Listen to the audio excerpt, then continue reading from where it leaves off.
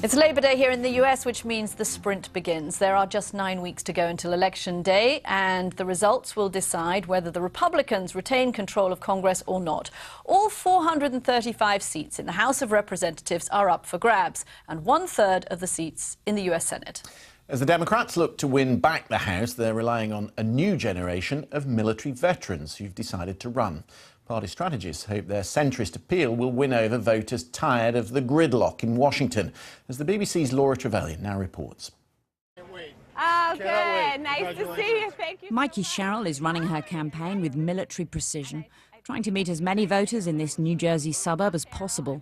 It's what you'd expect of a former Navy helicopter pilot, with her eye on winning what's been a Republican seat for decades. I always laugh because I tell people, you know, I was a helicopter aircraft commander, and I never once started a mission saying, okay, I'm only taking Democrats on this mission, or I'm only taking Republicans on this mission.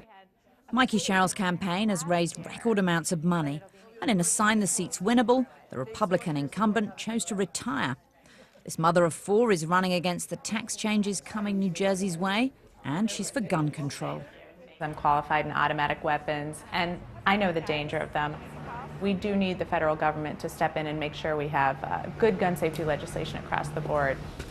Afghanistan veteran Max Rose has knocked on 15,000 doors in neighbouring New York as he tries to turn this Republican seat blue. I'm actually the first post-9/11 combat vet to run for office in New York City history. It's a message he hopes will resonate on Staten Island, where President Trump is popular.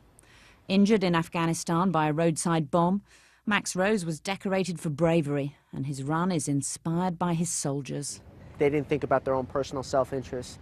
They just tried to get the job done. And that's what I want to see more of in Washington, D.C. That motivation resonates with Emily Cherniak, who helps Republicans and Democrats with a service background run for office. When they served this country in their formidable years of 18 to 28, they learned to be about something bigger than themselves.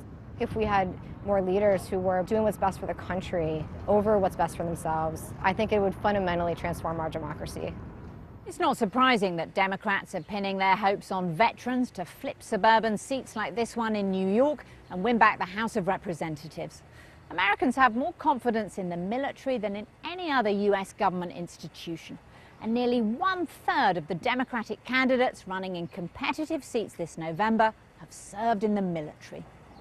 And Mikey Sherrill is one of 5 female veterans contesting the Democrats' top target seats.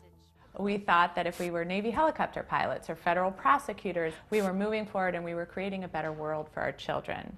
And to see us lose ground, I think, was so upsetting to so many women. The military retains the respect of Americans at a time of fierce partisanship. If Democrats' dreams of a blue wave materialize in November, veterans will be leading the charge. Laura Trevelyan, BBC News, Washington.